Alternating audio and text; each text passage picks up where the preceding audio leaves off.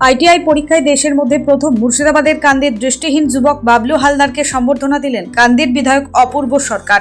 অন্ধজনে দেহ আলো, এই মন্ত্রই যেন বাস্তব করলেন মুর্শিদাবাদের কান্দির জীবন্তী দৃষ্টিহীন যুবক বাবলু হালদার। খবর প্রকাশিত হতেই এলাকার মানুষের ভিড় জমল বাবলুর বাড়িতে। ইতিহাসে এই প্রথম আইটিআই পরীক্ষায় দেশের মধ্যে টপার দৃষ্টিহীন কান্দির বাবলু হালদার। তাকে সম্বর্ধনা দিয়ে এবং সহযোগিতার আশ্বাস দিলেন কান্দির বিধায়ক ও জনপ্রতিনিধিরা। আইটিআই পরীক্ষায় দেশের মধ্যে টপার হয়ে মুর্শিদাবাদ তথা বাংলার মুখ উজ্জ্বল করছেন কান্দির যুবক তথা Narendrapur Ramakrishna mission blind boys একাডেমির ছাত্র দৃষ্টিহীন বাবলু হালদার। খবর প্রকাশিত হতেই সম্বর্ধনা দিতে রবিবার রাতে জীবন্তীর ভাটপাড়া গ্রামে বাবলু হালদারের বাড়িতে এলেন কান্দির বিধায়ক অপূর্ব সরকার। এছাড়াও কান্দি পঞ্চায়েত সমিতির সভাপতি পার্থ প্রতিম সরকার সহ একাধিক নেতৃত্ব। বাবলু হালদার সহ তার বাবা পিনাক পানি হালদার এবং মা কাজল হালদারকেও সম্বর্ধনা দেন বিধায়ক। সম্বর্ধনা পেয়ে আপ্লুত বাবলু হালদার ও পরিবার।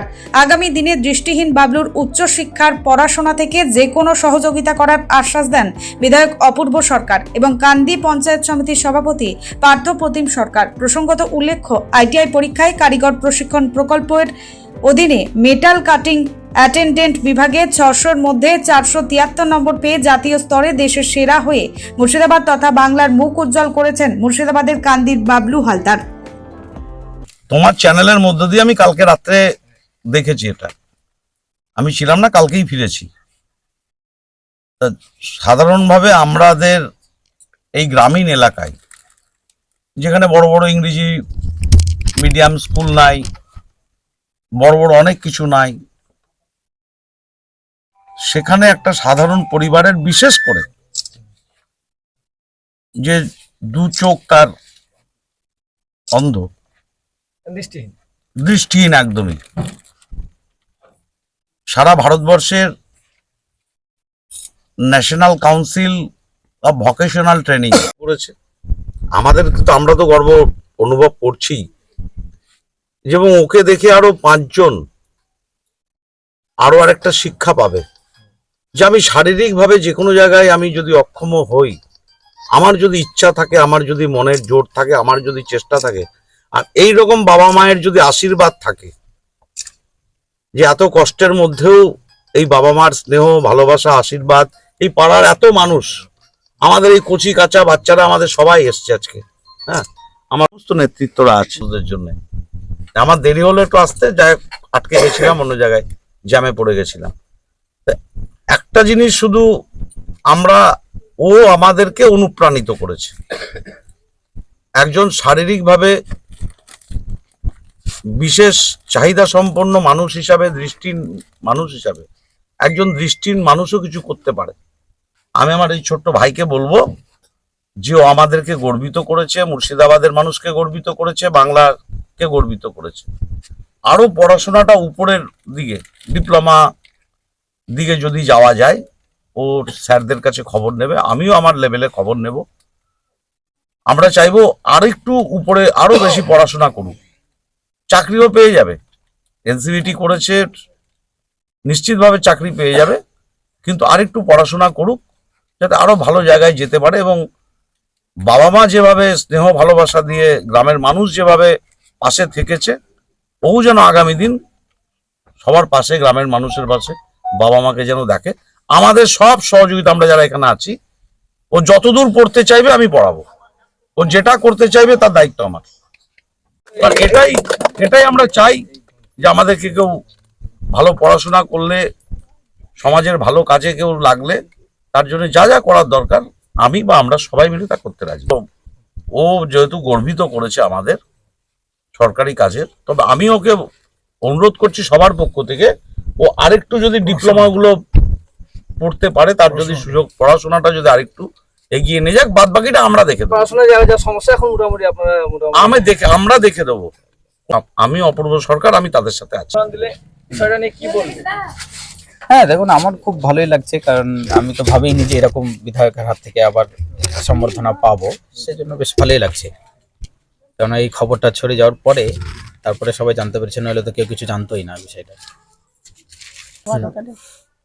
বিধায়ক খুব আমাকে ধন্যবাদ দিল যে ভালো রেজাল্ট হয়েছে, যাক, তোমার পাশে আমরা আছি সব সময়, পড়াশোনার সাহায্য যত লাগবে তোমায় করব।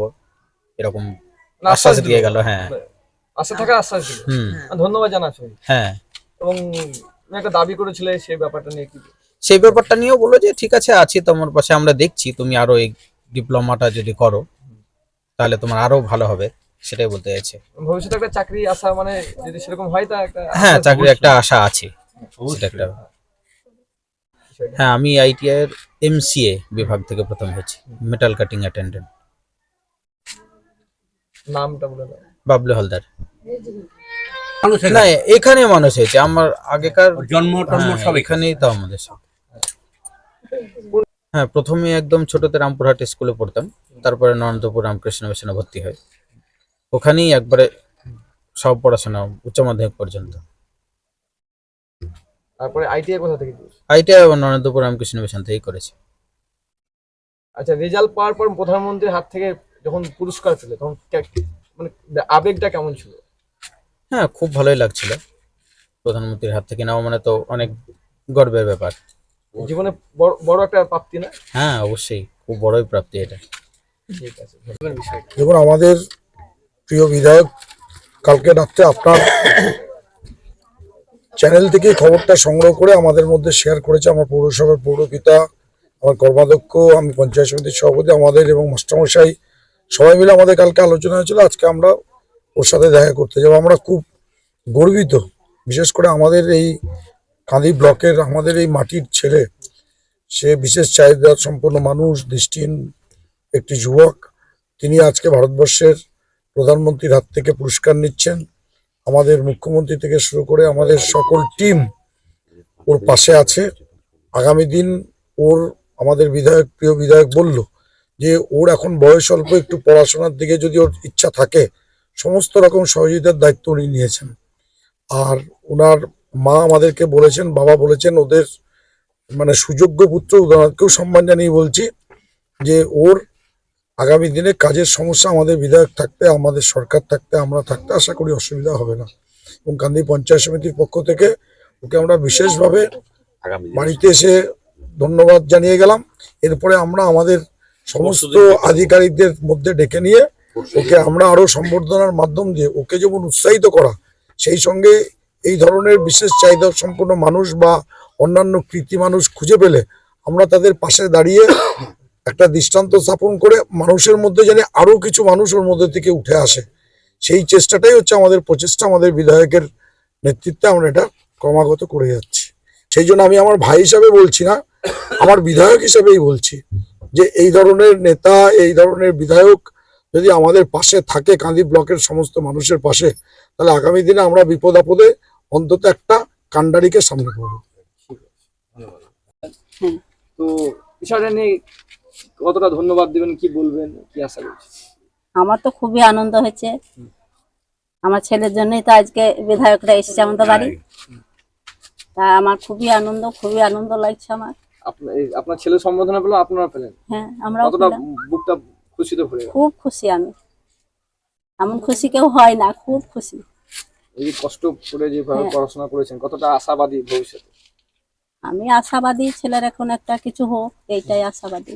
বিধায়ক বললেন যে আমরা দেখবো। হ্যাঁ, বিধায়ক আমাকে আশা দিয়ে গেল, দেখবো আমরা, চিন্তা করিও না তোমরা, আমরা আছি পাশে। মানে আশ্বাস পেয়েছেন? হ্যাঁ, আশ্বাস দিয়েছে। আপনারা খুশি হন? হ্যাঁ। আপনার নাম? কাজল হালদার। আচ্ছা,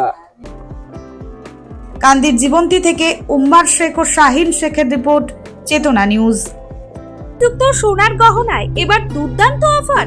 শারদীয়া উৎসব উপলক্ষে জীবন্তীর সাকিব জুয়েলার্সে পাবেন আকর্ষণীয় বিশেষ ছাড়। হলমার্ক যুক্ত সোনার গহনায় এবার বিপুল ছাড় দিচ্ছে জীবন্তীর সাকিব জুয়েলার্স অ্যান্ড বেকার্স। শারদীয়া উৎসব উপলক্ষে আপনার জন্য থাকছে একাধিক আকর্ষণীয় অফার।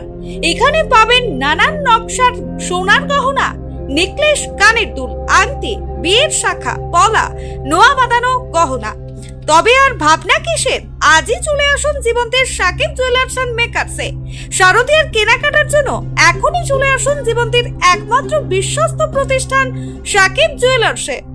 আমাদের ঠিকানা জীবন্তী বাস স্ট্যান্ড, শাহিদ হাজি মার্কেট, কান্দি, মুর্শিদাবাদ। প্রযত্নে আবু তাহের শেখ। যোগাযোগ নম্বর 9932846770 অথবা 747866 এই নাম্বারে।